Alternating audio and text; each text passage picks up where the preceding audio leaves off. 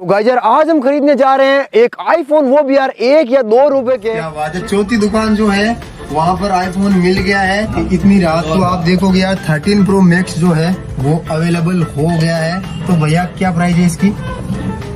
1,40,000। Finally जो पत्ता होता है वो आ चुका है और देखो अब आएगा असली। गिनो गिनो। ऐसे तो नहीं चलेगा, ये सीखेगा। अभी बात हुई है, उन्होंने बोला कि कुछ ना कुछ जुगाड़। कोई इशू नहीं है, आप ले लो, पेमेंट ले लो।